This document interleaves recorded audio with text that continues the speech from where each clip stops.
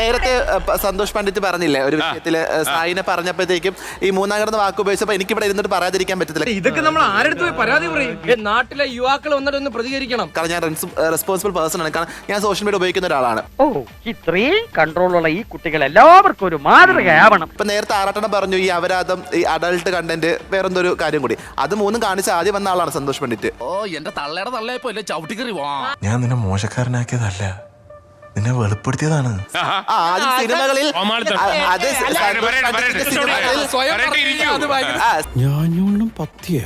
പഠിച്ച ആദ്യ സിനിമകളിൽ നമ്മൾ കണ്ടിരുന്ന അഡൾട്ട് കണ്ടന്റ് ആയിരുന്നു. അത് കാണാൻ പറ്റില്ല, കുടുംബത്തോടൊപ്പം കാണാൻ പറ്റുന്ന സിനിമകൾ ഇറക്കിയിരുന്ന ഒരാളാണ് സന്തോഷ് പണ്ഡിറ്റ്. എന്തത് വായിൽ നാവണ്ടോന്ന് നോക്കിയതാ. ഇത്രയൊക്കെ കേട്ടിട്ട് ഒരു അക്ഷരം മിണ്ടണമല്ല.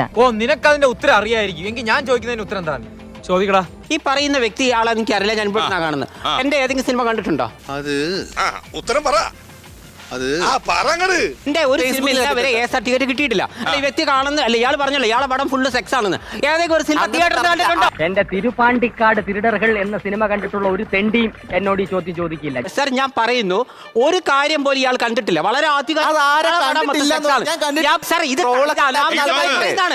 10-30 വർഷമായി ഈ നാടിനെ ത്യാഗോജ്വലമായി സേവിക്കുന്ന എന്റെ മുഖത്ത് കരിവാരിത്തേക്കാൻ പിടിക്കും. ആരായാലും ശരി, ആ സാമൂഹ്യ ദ്രോഹിയെ പിടിച്ചിരിക്കും. ഏറ്റവും കൂടുതൽ റീച്ച് കിട്ടുന്ന 3 കാര്യങ്ങൾക്കാണ്. 1 കോമാളിത്തരം, 2 അപരാധം, 3 അഡൾട്ട്. ഏറ്റവും കൂടുതൽ കേരളത്തിൽ ഭംഗിയായിട്ട് ഉപയോഗിച്ചിരിക്കുന്ന ആരാ? അതാ ഇങ്ങനെ കിട്ടി ഇവന്മാർക്ക് വല്ല ക്ഷയം പിടിക്കുന്ന എനിക്ക് തോന്നുന്നു. കാരണം എന്താ? ആൾക്കാർക്ക് വേണ്ട അങ്ങനത്തെ കാര്യങ്ങളാണ്. നിനക്കോ വിവരമില്ല, കൂടെ നടക്കുന്നവനെങ്കിലും വിവരം വേണ്ടേ? ഈ ഫേസ്ബുക്കിൽ ഏറ്റവും കൂടുതൽ ഇവിടെ കേരളത്തിലെ പല ആളുകളും സെക്സ്വലി ഫ്രസ്ട്രേറ്റഡ് ആണ്. അതുകൊണ്ടാണ് അങ്ങനത്തെ പോസ്റ്റിൽ ഇത്തരം അമ്മാവൻ കാര്യമായിട്ട് ചെറിയുന്നുണ്ടല്ലോ.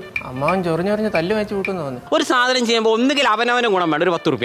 അതല്ലെങ്കിൽ ഈ നാട്ടിലെ ഏതെങ്കിലും ഒരു മനുഷ്യനൊരു ഗുണം. നാട്ടുകാർക്കും വീട്ടുകാർക്കും ഒരു ഇല്ലാതെ മൊത്തം വേസ്റ്റ് ആയിട്ട് ചെയ്യണ്ട. അതല്ല ഉദ്ദേശം. പണ്ടിട്ട് ഇദ്ദേഹം വേറെ ഒരു ലോക പ്രവചനം നടത്തി. അതായത് കേരളത്തിലെ ഭൂരിപക്ഷം പുരുഷന്മാരും സെക്ഷലി പഴയ ജനറേഷൻ, പുതിയ ജനറേഷൻ അല്ല. സെക്ഷലി ഫ്രസ്ട്രേറ്റഡ് അല്ല. അമ്മാമാരാ ഫേസ്ബുക്കിൽ ഏറ്റവും കൂടുതൽ അമ്മാമാരാണ്. അവരാണ് ഏറ്റവും ഫ്രസ്ട്രേറ്റഡ്. ഈ അമ്മാമാരെ ആരാ ഉദ്ദേശിച്ചത്? എന്നെയൊക്കെയാണോ?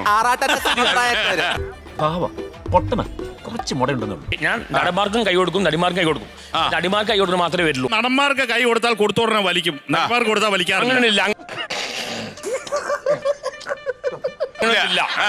എനിക്കൊരു സുഖം കിട്ടിയിട്ടില്ല. ഞാൻ അങ്ങനെയൊന്നും ചെയ്തിട്ടില്ല. തെറ്റ് ചെയ്യാത്തവരായി ആരുമില്ല ഗോപു എന്നാണല്ലോ. ഏറ്റവും വലിയ കുഴപ്പം ഭയങ്കര തെറിവിളിയാണ്. കമന്റ്സിലാണ് എവിടെയും അങ്ങനത്തെ ഓരോ പ്രശ്നം. കിട്ടണമെങ്കിൽ കമന്റ് ബോക്സ് ഓഫ് ആക്കിയാൽ മതി. നീ എവിടെ പരിപാടി അവതരിപ്പിച്ചാലും ഇത് തന്നെയാണല്ലോ നിന്റെ വിധി. ഈ ഒരു അവസ്ഥയിൽ എങ്ങോട്ടാണ് ഇവരുടെ ഒരു പോക്ക്? സസ്ത്രീ തെറ്റ് വരെ